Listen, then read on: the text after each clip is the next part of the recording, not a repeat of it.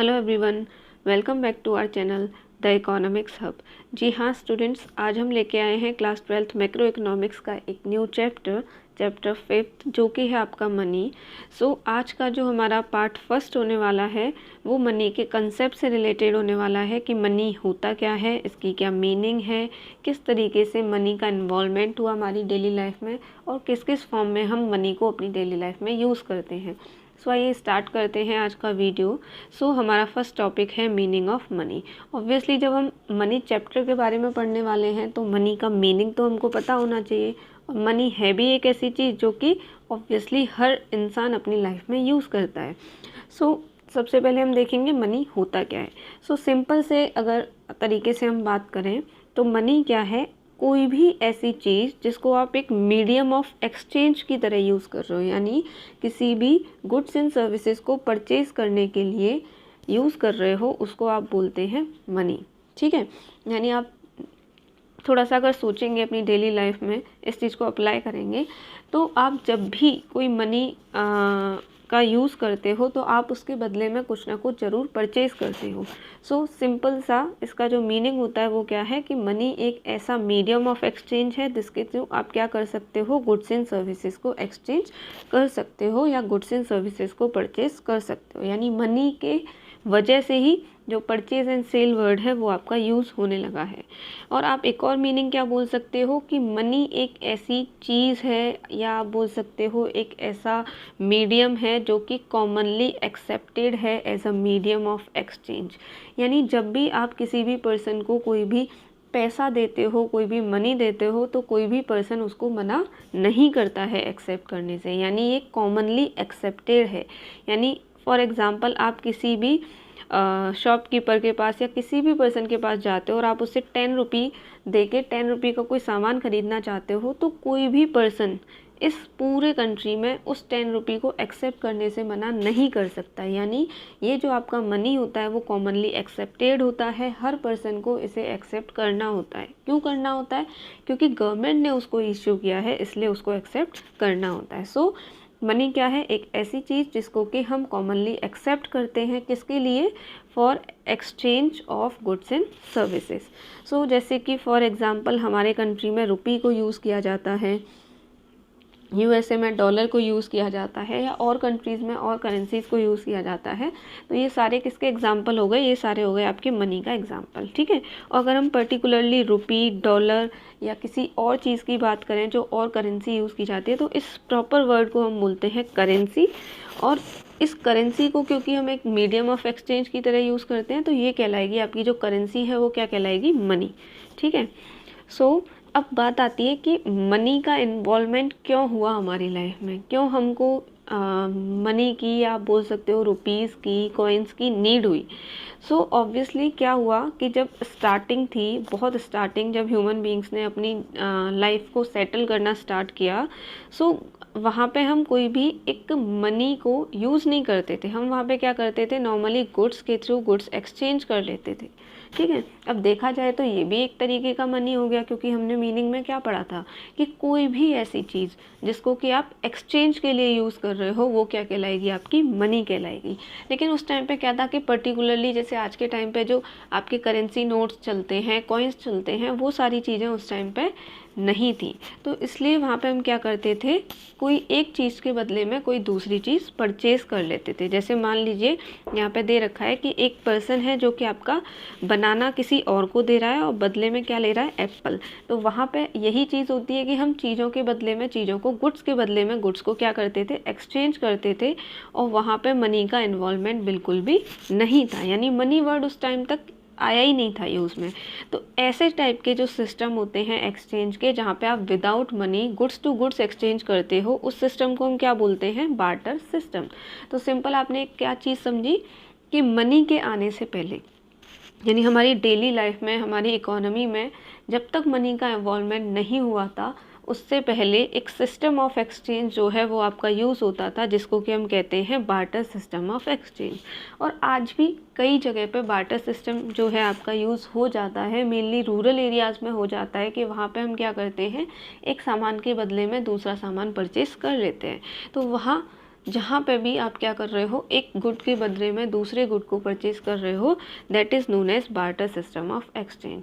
तो यही हमारा मेन कंसेप्ट है कि भाई मनी जब तक हमारे कंट्री में इवॉल्व नहीं हुआ या हमारे डेली लाइफ में इवॉल्व नहीं हुआ, तब तक हम गुड्स को गुड्स के साथ एक्सचेंज करते थे और उस सिस्टम को हम बोलते थे बार्टर सिस्टम ऑफ एक्सचेंज। लेकिन ये जो बार्टर सिस्टम है इसकी ऑब्वियसली कुछ कमियां थी, ठीक है, यानी कुछ प्रॉब्लम्स थी और उन प्रॉब्लम्स को हम लेटर डिस्कस करने वाले हैं जो भी हमारे नेक्स्ट पार्ट्स होंगे उसमें, और अच्छे से डीप में ये पूरा जो टॉपिक है वो डिस्कस होगा। बट आप अभी इतना समझ लीजिए कि बार्टर सिस्टम की कुछ प्रॉब्लम्स थी, कुछ कमियां थी, ठीक है, वो सफिशिएंट नहीं था एक्सचेंज के लिए। इसीलिए हमको क्या यूज़ करना पड़ा, एक मनी यानी आप बोल सकते हो एक ऐसा मीडियम यूज़ करना पड़ा जो कि एक्सेप्टेड था बाय ऑल। क्योंकि यही तो हमने मीनिंग में पढ़ा था कि भाई मनी क्या है, मनी एक ऐसा मीडियम है जिसको कि सभी लोग एक्सेप्ट करते हैं, कोई भी उसको एक्सेप्ट करने से डिनाई नहीं कर सकता है। तो ये सारी बार्टर सिस्टम की कुछ प्रॉब्लम्स थी जिनकी वजह से हमको मनी की नीड हुई, या आप बोल सकते हो मनी को हमने इवॉल्व किया। अब ऐसी कोई बात नहीं है कि भाई जब से हमारा मनी स्टार्ट हुआ था, जिस फॉर्म में मनी स्टार्ट हुआ आज तक वही फॉर्म चलती आ रही है। सो ये भी नहीं है, टाइम के साथ साथ क्या हुआ, मनी जो है हमारा उसकी जो फॉर्म है, जो भी तरीके से आप मनी यूज़ करते हो वो तरीके, वो फॉर्म्स भी क्या होने लगे, चेंज होने लगे, ठीक है। तो अभी हम वही चीज़ें पढ़ने वाले हैं कि किस किस तरीके से हमारे मनी की फॉर्म में चेंज आया और किन किन टाइप्स में हम अभी आज के टाइम में प्रेजेंट में मनी को यूज़ करते हैं। तो सबसे पहला हमारा जो मनी था वो था कमोडिटी मनी। देखो बार्टर सिस्टम, यानी मैंने अभी बताया था ना कि बार्टर सिस्टम में हम क्या कर रहे हैं, एक सामान के बदले में दूसरा सामान परचेज कर रहे हैं। और हमने मीनिंग में क्या पढ़ा था कि कोई भी ऐसा मीडियम जिसको आप एक्सचेंज के लिए यूज़ कर सकते हो वो मनी कहलाएगा। तो टेक्निकली देखा जाए तो हमारा जो बार्टर सिस्टम था वो भी एक टाइप का क्या था, मनी था। तो उस टाइप के मनी को हम क्या बोलते थे, कमोडिटी मनी। अब देखो इस चीज़ को याद रखने का बहुत सिंपल सा तरीका क्या है, कमोडिटी का मतलब क्या होता है, कोई भी चीज़, कोई भी सामान। तो किसी भी सामान को जब आप क्या कर रहे हो, मनी की तरह यूज़ कर रहे हो, यानी एक सामान के बदले में आप दूसरा सामान, कोई भी दूसरी गुड खरीद रहे हो, परचेज कर रहे हो, that is known as the commodity money. तो पुराने टाइम में हम लोग क्या करते थे और अभी भी कई बार हम यूज़ कर लेते हैं कि जो भी हमारे पास कमोडिटीज़ होती थी लाइक फर्स, skin, salt, rice, wheat, utensils, weapons etcetera, तो इसके थ्रू हम कोई भी दूसरी चीज़ एक्सचेंज करते थे और उस सिस्टम को हम बोलते हैं बार्टर एक्सचेंज या बार्टर सिस्टम। तो ये एक टाइप का मनी था। अब इस मनी की कुछ प्रॉब्लम्स अराइज हुई तो उसकी वजह से हमको एक न्यू टाइप का मनी जो है उसकी ज़रूरत पड़ी, जिसका नाम था आपका मेटेलिक मनी। यानी बार्टर सिस्टम या आप बोल सकते हो कमोडिटी मनी के बाद मेटेलिक मनी को यूज़ करना हमने स्टार्ट किया, ठीक है। अब देखो मेटेलिक मनी में आ जाते हैं आपके सारे टाइप के कॉइन्स। अब इसको याद रखना भी बहुत सिंपल है, यानी जो मेटल से बना हुआ मनी है। अब आपने देखा होगा जो भी कॉइन्स होते हैं वो किसी न किसी मेटल से बने होते हैं। तो इस मेटेलिक मनी में क्या आ जाएगा, आपके जितने भी गोल्ड, सिल्वर, कॉपर या किसी भी मेटल से बने हुए जो कॉइन्स हैं वो आ जाएंगे, ठीक है। अब देखो हमें क्यों मेटेलिक मनी की ज़रूरत पड़ी, क्योंकि बार्टर सिस्टम की कुछ प्रॉब्लम्स थी एंड आप सारी चीज़ों को एक जगह से दूसरी जगह आसानी से नहीं लेके जा सकते। तो उस टाइम पे क्या हो रहा था कि भाई हमारा जो मेटेलिक मनी था यानी कॉइन्स थे उनको हैंडल करना भी ईजी था। तो इसीलिए हमने क्या किया, बार्टर सिस्टम को चेंज करके या आप बोल सकते हो कमोडिटी मनी को चेंज करके हमने जो मेटेलिक मनी था उसका यूज़ करना स्टार्ट कर दिया।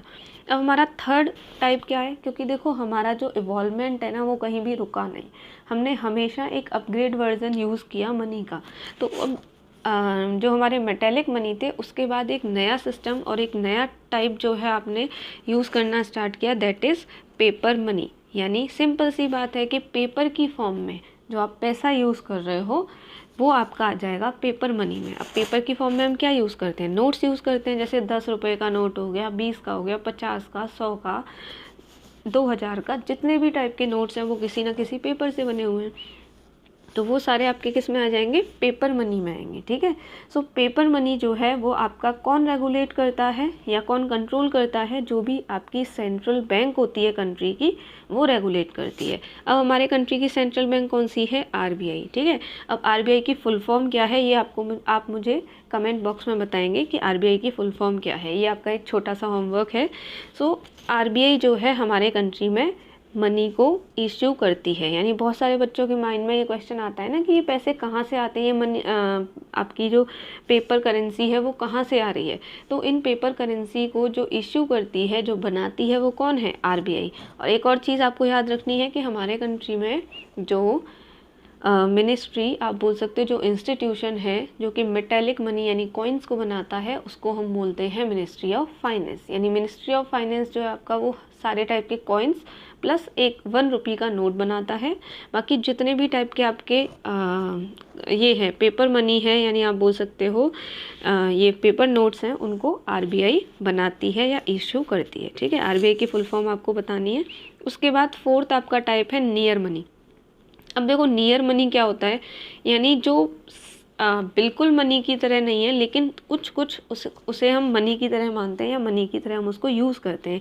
यानी जो भी आपकी हाईली लिक्विड असेट्स होती हैं, यानी जिसको आप इजीली कन्वर्ट कर सकते हो कैश में, सो वो आपकी कहलाती है नियर मनी। अब जैसे आपने देखा होगा चेक, यानी चेक जो है आपका देखा जाए तो कॉमनली या सिंपली मनी नहीं है, लेकिन फिर भी हम उसको एज अ मनी यूज़ कर लेते हैं। क्यों कर लेते हैं? क्योंकि आप उसको इजीली चेक कैश में कन्वर्ट कर सकते हैं। तो आपका चेक हो गया, बिल्स ऑफ एक्सचेंज हो गए, हुंडीज़ हो गई, तो ये सारी चीज़ें हैं जो कि आपकी आती हैं नियर मनी में, यानी जो कि अपने आप में मनी नहीं होता है लेकिन फिर भी हम उसको एज अ मनी जो है यूज़ करना स्टार्ट कर देते हैं।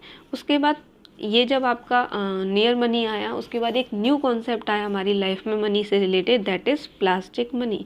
यानी अभी हम जो मनी यूज़ करते हैं वो प्लास्टिक की फॉर्म में भी करते हैं। प्लास्टिक की फॉर्म में कैसे कि बहुत सारे लोगों के पास, खुद के पास या पेरेंट्स के पास कोई आपका डेबिट कार्ड, क्रेडिट कार्ड, यानी आप बोल सकते हो एटीएम कार्ड मोस्टली लोगों के पास होगा।